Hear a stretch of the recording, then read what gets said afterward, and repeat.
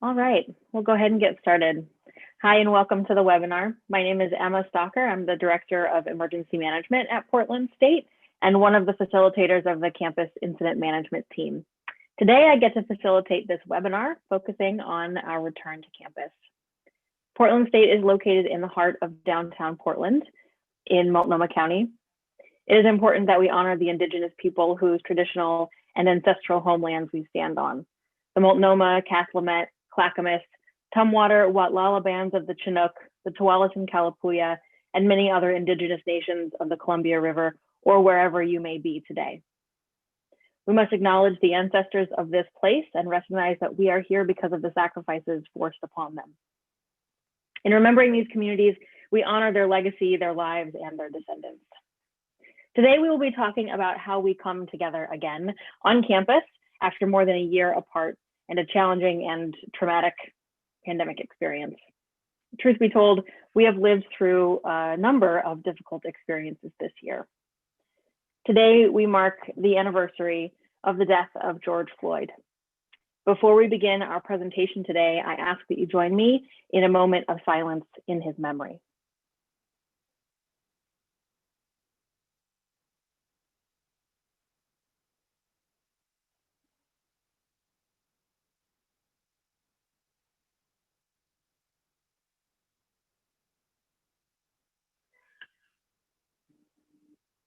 Thank you. It is in the spirit of care and concern for our community that we come together today. Folks may be feeling a range of emotions, excitement, stress, anxiety. These are all normal feelings, and we are working through them at our own pace. We hope today's webinar provides you with information you need to feel comfortable with returning to work on campus. Just as a reminder, this webinar is geared towards an employee audience. Student-related questions and academic questions will be answered in different forums. Please know that this won't be the last time that you hear about this topic. We have another webinar planned already for September and many communications in between now and then. Today, we have a panel of campus leaders here to share policy and protocol updates from their respective areas. Their presentations will be followed by a question and answer period. Those who registered for the Zoom webinar were able to submit questions in advance, and we will start with some of those. We also have the Q&A function live on this webinar. So if you are logged into Zoom, you can drop questions in there. However, anybody on Zoom or tuning into the live stream or watching this presentation at a later date and time, if you have questions, you are welcome to email coronavirusresponse@pdx.edu. We have someone monitoring that inbox, and we'll do our best to answer some of those questions real time during the webinar. And if we don't get to them during the webinar, or if you are emailing us at a later date and time, we get to follow up with you directly, and we are happy to do so. Including myself, panelists today will be Brian Roy, the Associate Vice President of Risk Management and Contracting, Dana Tassin, the Associate Vice Provost of Student Health and Wellbeing, Nathan Klinkhammer, Associate Vice President of Human Resources, Heather Randall, the Director of Facilities and Property Management, and Kevin Reynolds, the Vice President of Finance and Administration, is also on hand to answer questions. So with that, I will turn it over to Brian Roy to get us started. Thanks, Emma. So let's talk about returning to campus. Returning to campus is only possible if the public health environment allows for it. And on that front, there's a lot of good news. The public health outlook has brightened recently and gets better every week. One positive sign this week, Multnomah County will move into the low risk category, something that hasn't been seen in a while. And that's a big step. Allow higher density, fewer restriction. We're all moving to a place, hopefully next month, where the governor will pull the restrictions that have been in place. Things will improve to that degree. But we know we're not all the way there. Just as things look different in June, we think summer is going to look different than it does now. We think things will be improved, and the public health environment will be active. To that end, President Purdy announced that PC staff can expect to return their workplaces on campus by the day after. This time to bring people back into campus and anticipate bringing our students, in fact, back for in-person instruction at the end Brian, can of I pause September. you just for a moment? Yes. It's a little glitchy on your feed. I think perhaps if you turn off the background or even off your video and just have the audio on, we might be able to get a full sentence. I apologize. I hope it's better. This is one of the fun little acts of working through a pandemic. So let me take one step back just to make sure that the message was conveyed properly. September 7th is the date that President Percy has targeted for employees to return back to campus. That gives us time to ramp up operations for the fall term, which begins at the end of September. Now, employees that are on a 9-month contract are going to return at the normal time, which is September 16th. That includes faculty, adjuncts, graduate assistants, and instructors. And some staff members, such as those planning and supporting our summer bridge program, will need to return to campus before September 7th. And if you're in that group, you'll hear from your supervisor soon.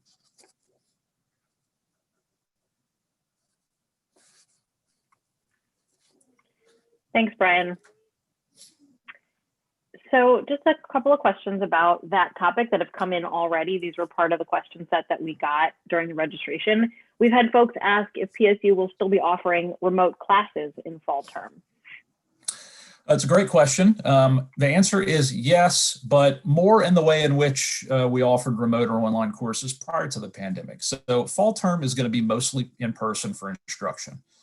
We anticipate about 100 remote classes will be available and then another 500 offered through online. That could change somewhat between now and the beginning of the term, but we're absolutely expecting the bulk of classes will be held in person, similar to the way they were before the pandemic. Exactly what those settings will look like in classes, we're still fine-tuning, working with Oregon Health Authority, and we'll be getting more information out on that in the coming weeks and months.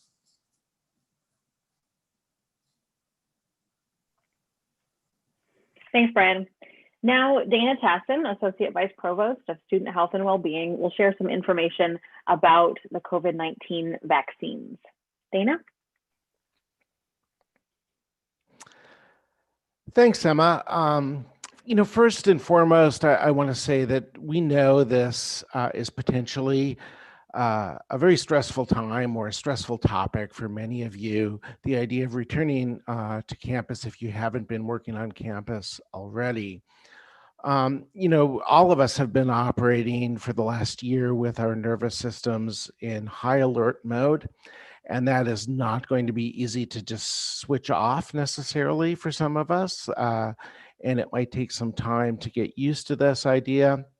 That's why it's so important to us that we make campus as safe and a supportive environment as we possibly can. We are very fortunate in that we have vaccines that are very safe and very effective. The serious side effects are extremely rare with them, and they do a great job of protecting against serious illness and hospitalization. You may have read possibly about some breakthrough cases with vaccinated people, but these are extremely, extremely rare, especially when you consider the great number of people who have been vaccinated. Also, as you know, SHAC has been conducting COVID testing for students and faculty and staff. We'll be continuing to do that for students. We're not sure how things will look in the fall. For faculty and staff, it might be easier and better at that time to buy a test from a drugstore and do it at home. So more on that when we're closer to that time. I am so pleased to announce that SHAC now has the Moderna vaccine available for students. And we received that from the county and have already started vaccination clinics. And students so far are very happy to be able to receive it on campus. In addition, we have a special work group from SHAC and some partners elsewhere in campus that are partnering with a group from Multnomah County who specialize in providing vaccination clinics for minoritized groups and people of color. And so look for more information coming on that. Thanks, Dana. That is really exciting that we've got access on campus for students. We also had a vaccine clinic in partnership with Safeway Albertson 2 weeks ago. About 500 members of our community received the first dose of Pfizer at that clinic, and we'll be back next week on campus for their second dose. I also want to say, Dana, many thanks to the entire team at SHAC for their support of the PSU community throughout this pandemic. They've been an absolutely invaluable resource, and I know they will continue to be throughout our transition back. A question for you has come in. Folks are wondering what protocols are in place in case students, faculty, or staff who have been on campus test positive for COVID, and more specifically, what happens if an employee is exposed to COVID-19 in the workplace? Certainly, yes, we need to protect each other first and foremost. We need to protect our fellow community members. So if you get sick, please stay home and don't come in. That's been the advice right from the start, and it will continue. If you do have a positive COVID test, please report it through the COVID website. That enables us to do a lot of things to ensure the safety of the community. That allows our great team of SHAC nurses to begin some initial contact tracing, and they can offer some immediate advice on quarantine and timelines for those who may have been exposed.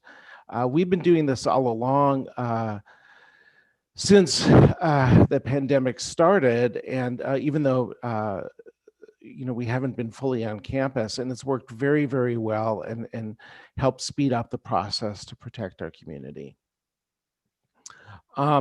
In addition, beyond the direct contacts that people might be informed about, we also have a more broad exposure notification process. So if someone is in the same building or workspace, they will also receive an email if there's been a person identified in that space who has COVID. Finally, I just want to say this continues to bring more questions as we go along, and SHAC is very committed to being a wellness resource for the entire PSU community. We've made that a priority from the start. And so while we can't necessarily provide clinical care for faculty and staff, we do want to be a resource for general information, for question and answers, for visits to your staff meetings, et cetera, if there are general questions that come up. Fantastic. Thanks, Dana. So we've already got some questions in the Q&A box about it. So let's talk about the vaccine requirement that President Percy announced just a few weeks ago. Brian, can you provide us with an update, please? Sure. So effective for the fall term, employees and students will be required to comply with this mandate. Let's talk a little bit about what that means, what we know now, and what we're still working on. So the fall gives people time to get the vaccine and gives us time to build good policy and process around it. It's a big, complicated issue, and we want to make sure we get it right.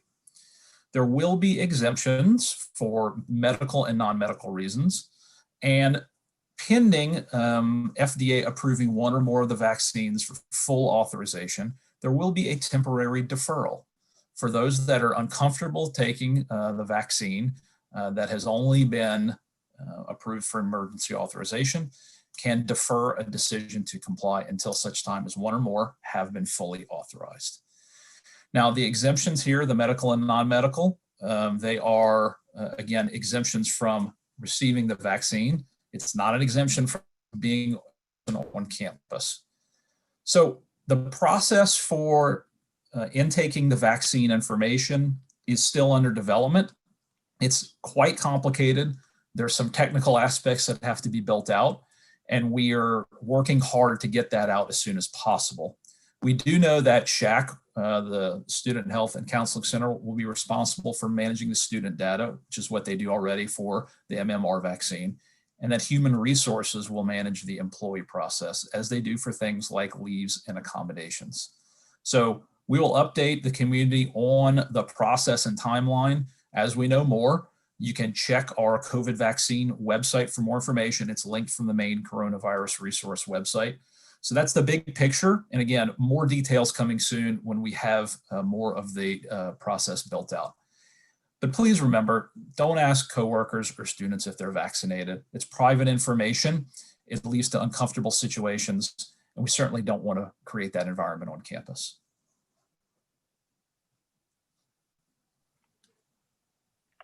Thanks, Brian. You mentioned exemptions, and we do have some questions about that in the Q&A as well. Can you talk about how an employee or a student can opt out of the vaccine? Just explain that a little further about the exemptions. Sure. So again, this is going to be speaking in general terms, and there'll be more specific information about the actual mechanical process upcoming. But in order to comply with the mandate, one will either have to show evidence that they've received the vaccine, or that they are choosing one of the two available exemptions, the medical and non-medical. And we will have more information on exactly what those exemptions say and what one must do to satisfy the compliance obligation. But it's going to be likely an online form that you will fill out, which will then automatically check you off for satisfying that information.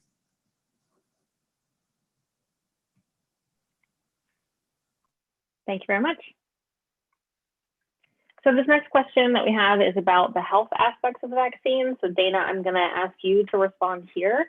So someone's asked how PSU will support immunocompromised students, faculty, and staff who maybe have an immune system that may not develop full immunity even after being vaccinated. Well, Emma, that's exactly why we have the vaccine mandate, so that we're doing all we can and everyone is doing their part to protect one another, especially those who might be medically vulnerable. We hope and we know it's a possibility, but we hope that it will happen, that Oregon will have reached herd immunity by fall. But of course, that depends largely on how many people get vaccinated. In the meantime, we do continue to follow the ADA accommodation process, and that is managed by HR. So if there's a medical reason that requires people to have accommodations that are related to COVID, that process continues as it has. And still, wearing a mask is, short of vaccination, is still the best way to prevent transmission or exposure of the virus.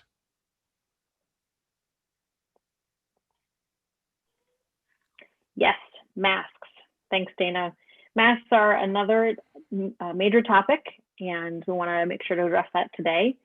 So our current PSU policy is that masks are required to be worn indoors in shared settings.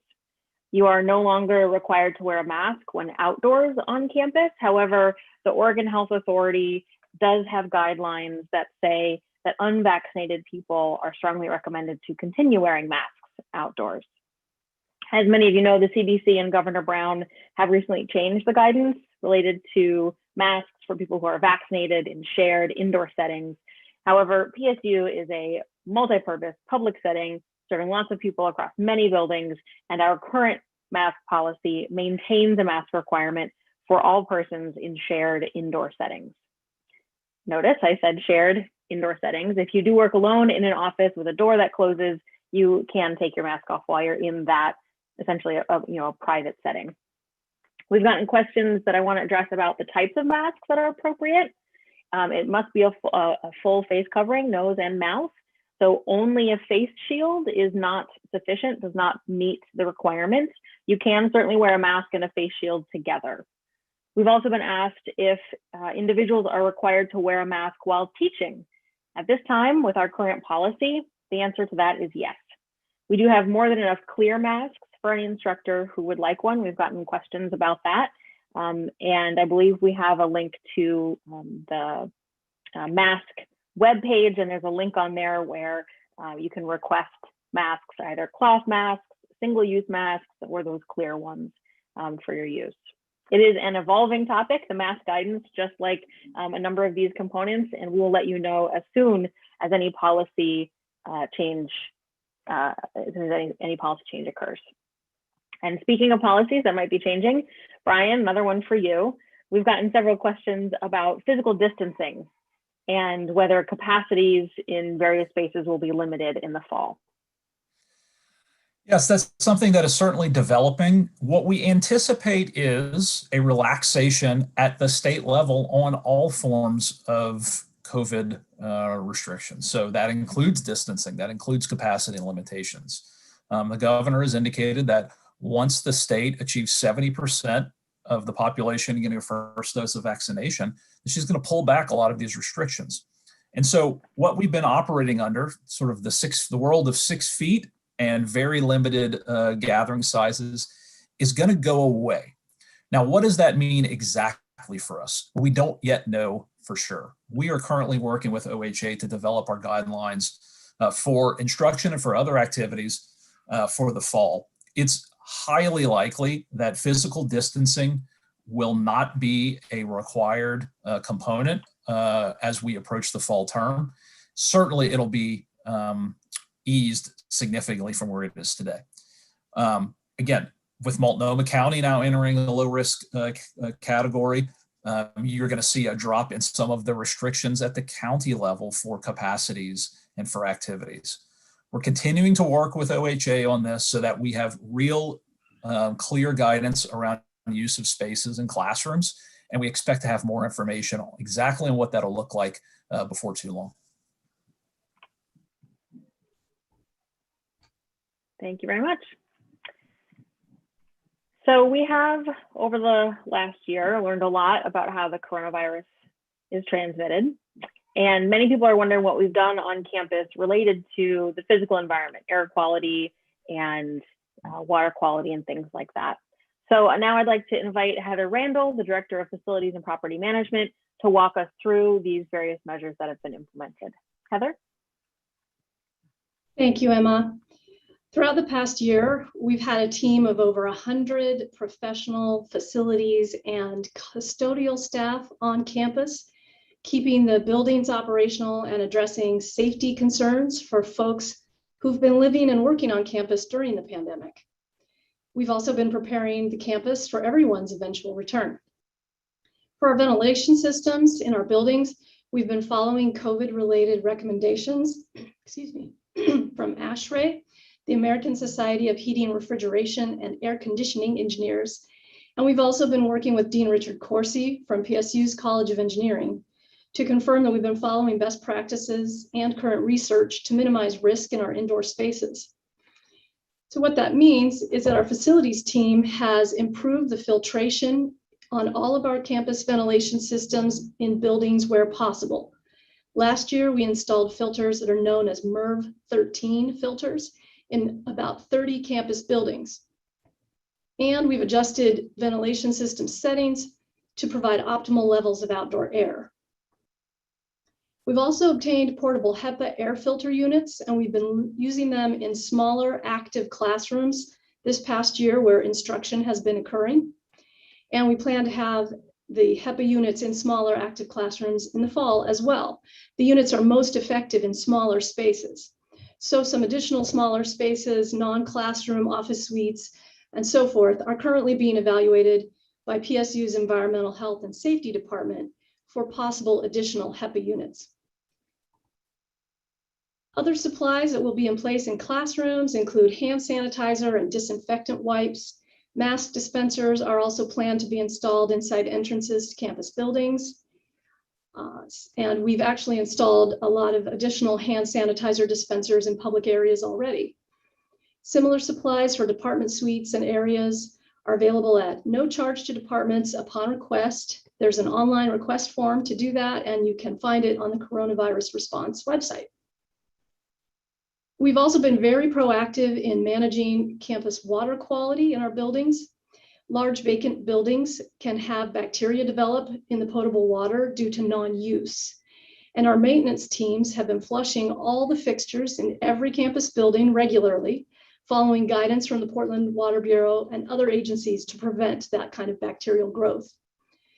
Last summer, we tested water in all of our campus buildings for Legionella. We're retesting this summer prior to fall term to confirm that all of that flushing has been effective in keeping our water supply safe.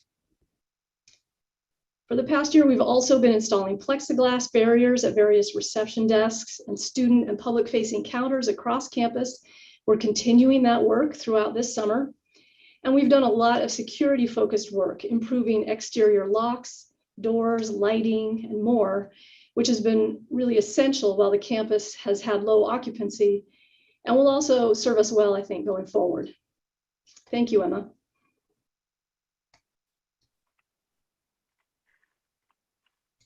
Thanks, Heather. We've gotten a couple of questions about how to use different kinds of space in the building, specifically elevators, stairways, things like that. Are those still available for use in our campus buildings? Yes, elevators and stairways are and will continue to be available for use.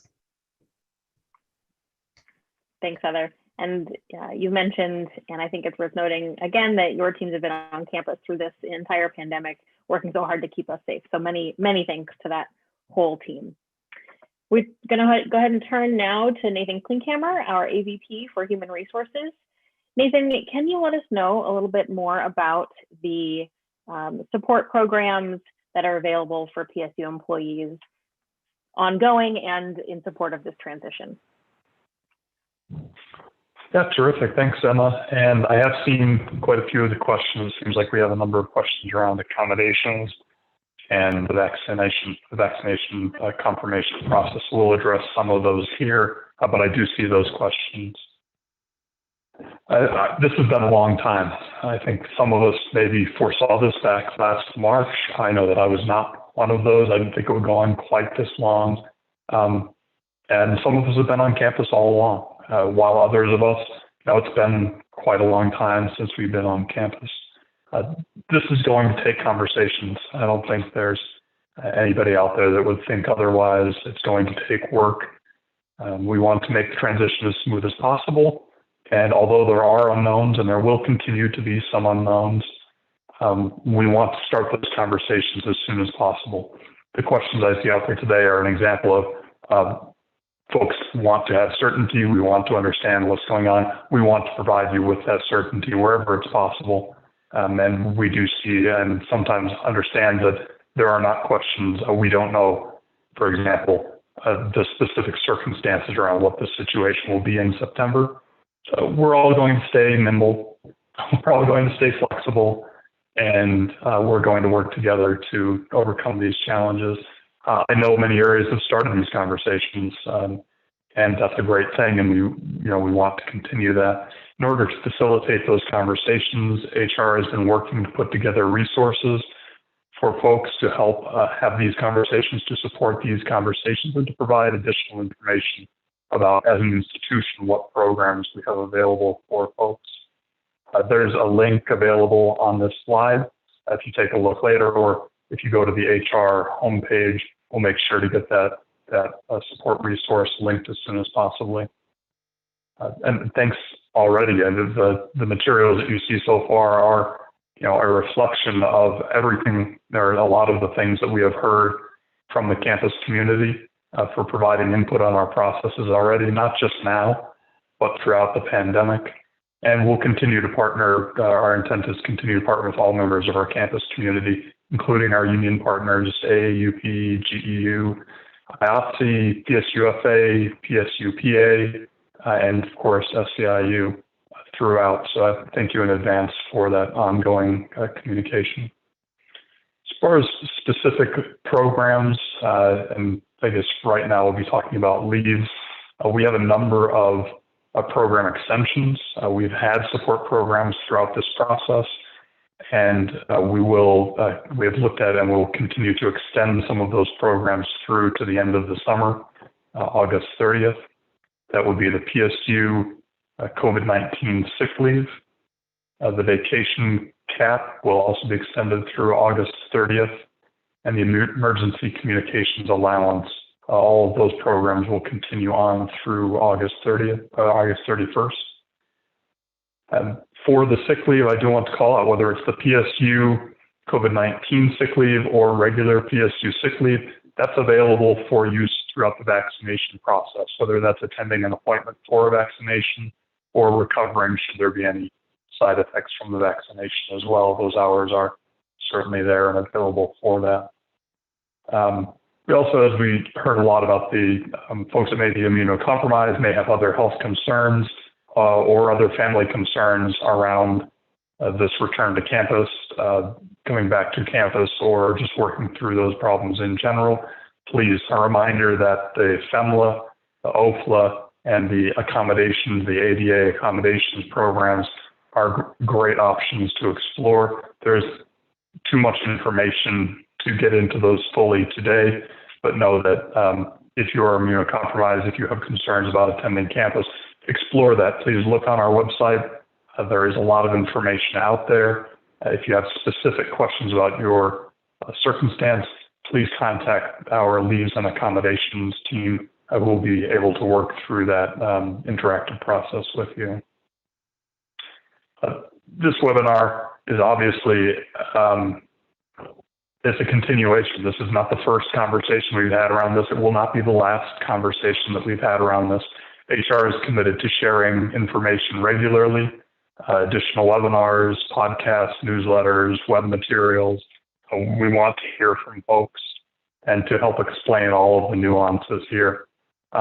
September is as far into the future as February is in the past. Now, a lot can change over a few months.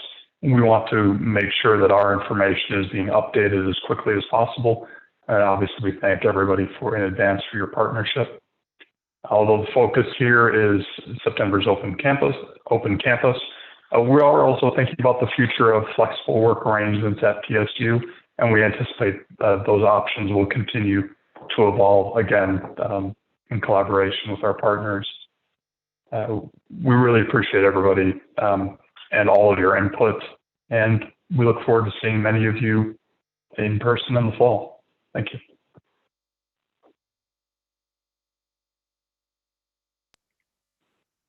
Thanks, Nathan. We do have a couple of specific questions here related to human resources pieces. A question that we've seen a lot coming up is about continuing remote work, and you did touch on that topic. Folks are wondering whether employees will be able to continue working remotely. Specifically, can an individual choose to work from home some days of the week or even full-time? So in HR, we have some of the process around this, right? We have a remote work, used to be called a telecommuting policy.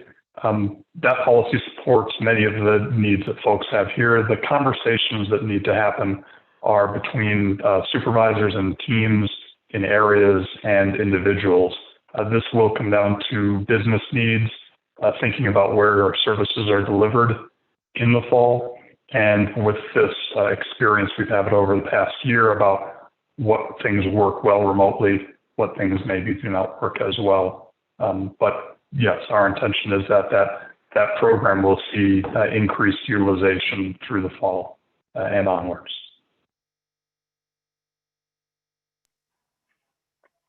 Great, thanks, Nathan. And many thanks to your team that has worked tirelessly to create a lot of new web resources and do, I know, a lot of one-on-one work with employees and supervisors and group work as well with our teams on campus throughout this whole pandemic. So that is the end of the presentation part of our webinar today. And now we're going to be digging into the questions that were submitted through the Zoom registration. We've got plenty of questions in the Q&A chat. And we also have that coronavirus response at pdx.edu email box. And we've got someone staffing that box right now. So if you've got questions and you're watching on the live stream or just want to submit a question that way, feel free to send an email there. So we did have a question come in about travel, and I'll speak a little bit to that.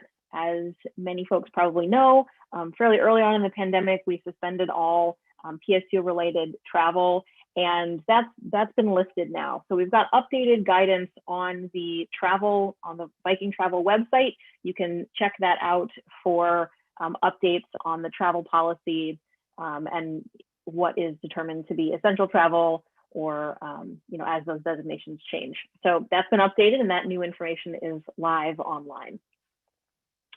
Someone has asked, what have we done to improve technology in classrooms?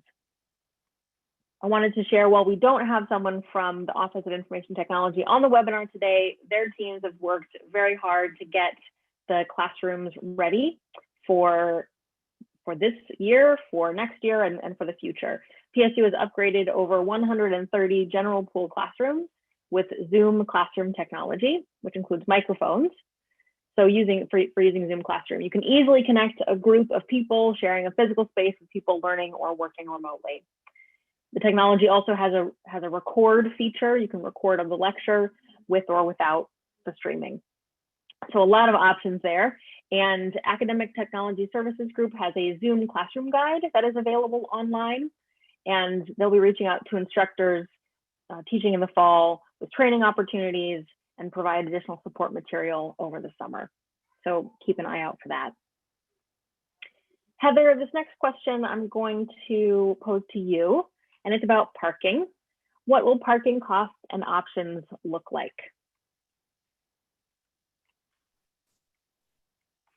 Thanks, Emma. Parking will look somewhat similar to pre-pandemic programs, with the addition of some accommodations for people who are coming to campus less often, including a part-time permit 3 days a week that is now available. And TAPS, our Transportation and Parking Services, has also been negotiating contracts with TriMet and Biketown and other service providers to provide a variety of more sustainable and affordable options for traveling to campus. Thanks, Heather. Well, I've got you. I will also ask a question that has come in through the Q&A. Are there any purchases that departments should make in preparation for their return? Could you talk a little bit about the supplies that are available for departments and how they go about requesting those? Yes, I suggest that departments look at the request form that's available on the coronavirus response website.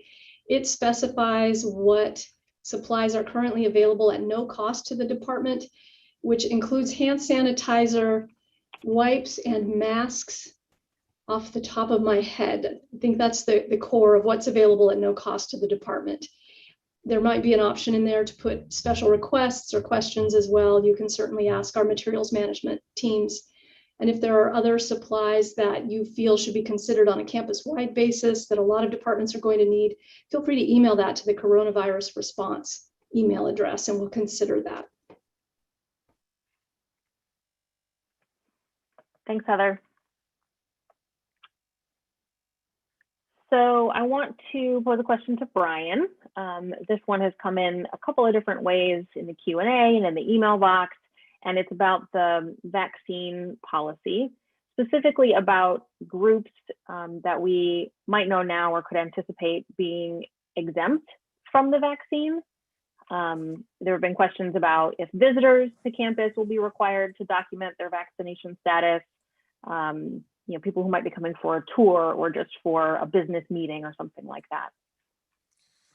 Right. So the intent is for this to apply to all students and employees and not to third parties who we don't control. So there will certainly be, as our campus is integrated with downtown, there are going to be people on our campus for which are not required to comply with our vaccine mandate. Now keep in mind, the vaccine mandate applies to students and employees. It allows for you to supply information that you received the vaccine or that you're under an exemption. But for community members, general community members, or vendors that may just be dropping something off and the like, the vaccine mandate does not apply to those people. Great, thank you. Let's see.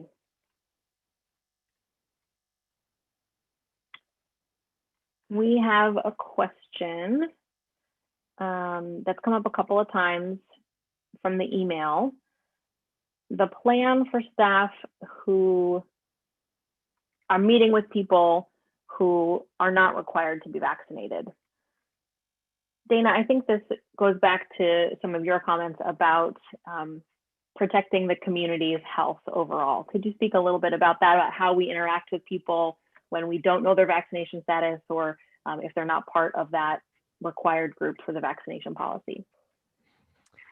Yes, I think part of the answer is that we are still awaiting more specific advice from public health experts around this, and specifically from the state and the Oregon Health Authority for those types of situations.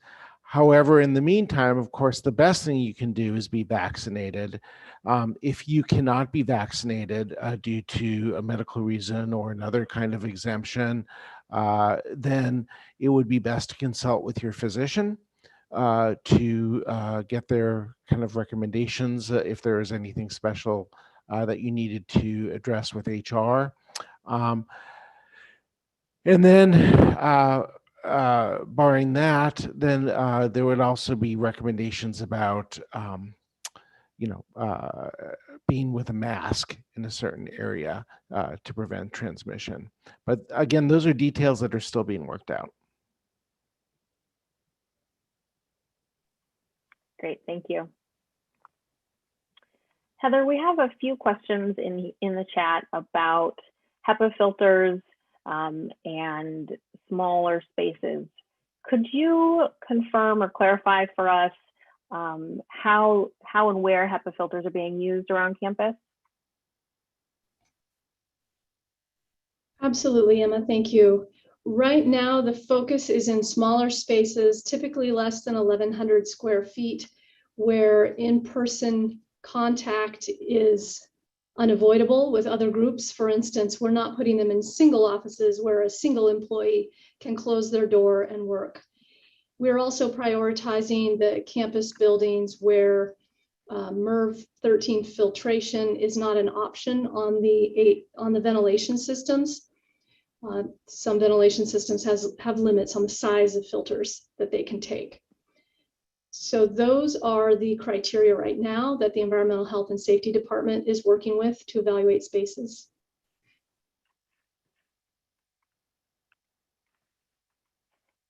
And those are the locations where HEPA filters would be deployed on campus.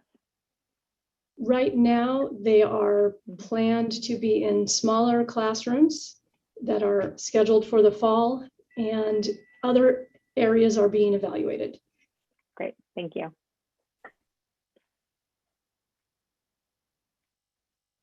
Let's see here. Looking at the Q&A, thanks for everyone that's put your questions in there. And we won't be able to get to all of them and address all the nuances, but we will make sure that we've got some FAQs and updated web pages that get into the specifics that you've brought up here.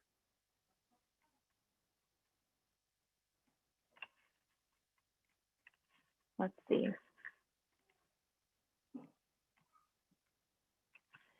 So Nathan, there's a couple of questions for you. I'm wondering if you could please describe sort of under what circumstances people might request an ADA accommodation, or under what circumstances folks would request FMLA accommodations relating to our current situation and the transition back to campus. Yeah, I mean, that is a difficult kind of question to answer in a little bit, but certainly if you have any medical needs, medical concerns around your ability to fulfill your work safely in an environment, we would like to hear about that through the accommodations or FMLA process. I really can't stress there is a lot of information outlining the different kind of criteria involved in the FMLA, the OFLA, and the ADA process available on the website. But generally, that's what we would be looking at. I think what I see in the chat, and I'm trying to answer as many questions as possible now, what I see in there is a lot around being immunocompromised or having concerns about presence on campus. And I think we would be glad to explore those and the options with you. Thank you. So Brian, this is a question for you. I think it relates to Oregon Health Authority guidance for higher education. Will large classes with 100 or more individuals still be expected to meet in person in the fall? That's a great question, and one that I don't have a answer for yet. That's a specific request we have for OHA around fall instruction.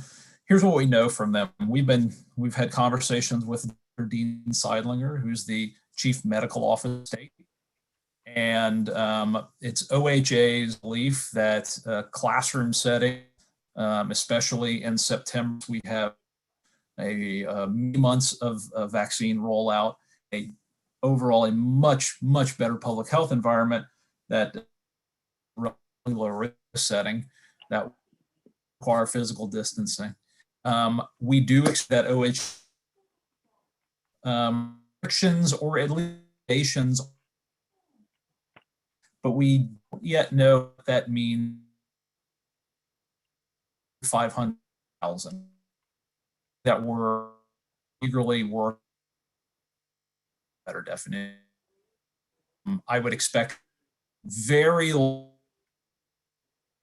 per capacities, but beyond that, we're still guidance. So unfortunately for my feed, Brian, that was cutting in and out a little bit. I believe the summary of it is that we are working really hard with Oregon Health Authority to get more specific guidance. We do expect there to be a loosening of the restrictions so that we could have more people in person. But whether there's a break at 100 or 75 or 150, we don't know exactly at this point, and we'll get that just as soon as we have it. Brian, if there's other elaborations, you want to send those to me in a chat and I can share those with the group. There have been 3 questions that have just popped into the chat right now, all about transit, transportation, and parking. So I'll just reiterate what we shared a little earlier in the presentation. But basically, our transportation and parking services team for campus, TAPS, is working on adaptations to all the programs, which I think means that there might be some parts of, day by day, part-time passes, things like that. Also looking at more options with TriMet and the streetcar, Biketown, and other sort of mode share opportunities there. But we don't have someone from TAPS on our webinar today, unfortunately. So do keep an eye out on their website directly for updates from transportation and parking about new options that might be becoming available.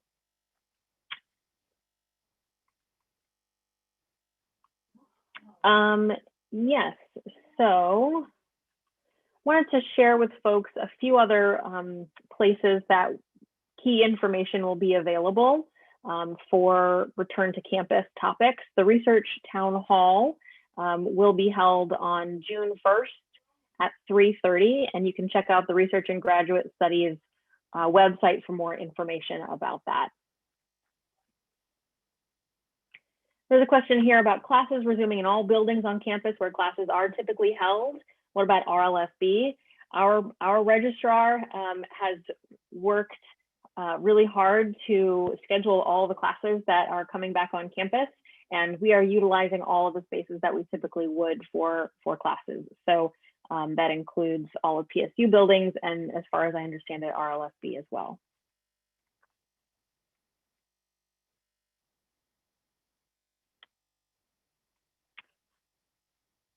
Let's see.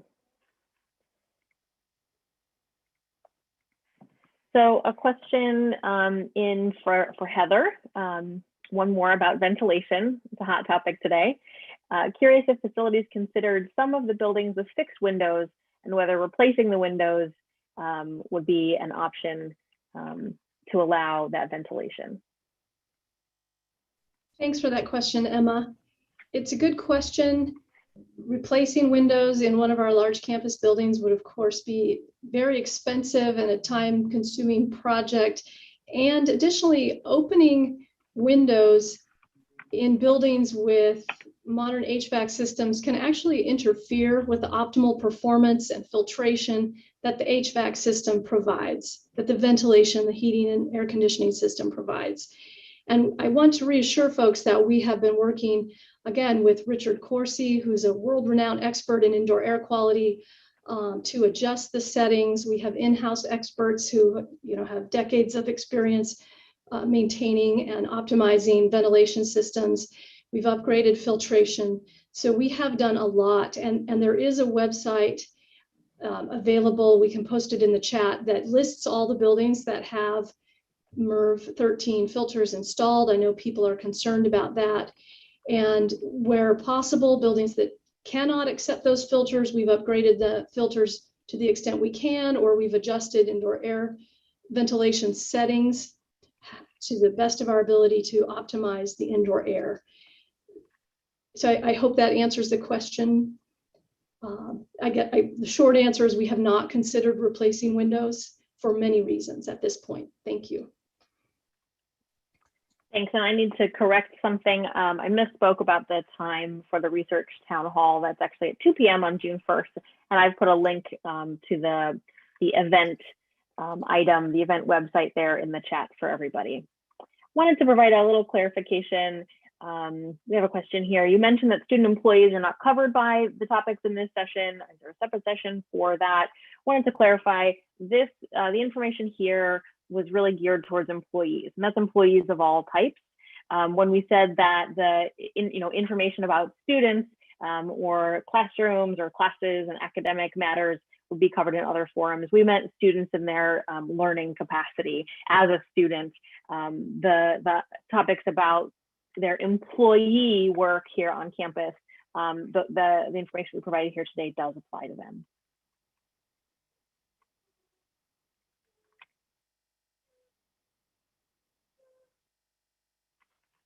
Okay, so I think we've covered a lot of broad topics today. I want to thank everybody for their time, for hanging with us as we've managed questions coming in. We have a lot of questions in the chat still unanswered, but we will again take that information and update the website, provide updates to you in the currently. We have an edition of the currently coming out tomorrow that covers a lot of these topics, and there'll be another one in September, and a number of communications planned between now and then as well. And we will be providing a recording of this webinar posted on the Coronavirus Response website. So you can review it at a later date and time if you would like. And for teaching and learning details, that we want you to be getting the accurate answers there. So connecting you directly with the Office of Academic Affairs, that would be your best stop there. And we've had the Coronavirus Response email box up since the very beginning. It continues to be the best place to collect questions, answers, issues, and help us know what you want to know more about, or questions or issues that you're running into. So please feel free to email the Coronavirus Response email box with any follow-up questions. I want to thank the panelists very much for their time today. Thank the AV team for helping us get set up and have this be as seamless as possible for all of us webinar newbies. And thank you everyone that logged in and watching on the live stream for your time and for your investment in this topic. It's really important to all of us to feel comfortable and get all the information about what coming back to campus is going to look like, so that we can do it safely and see each other just as soon as possible. So thanks, everybody.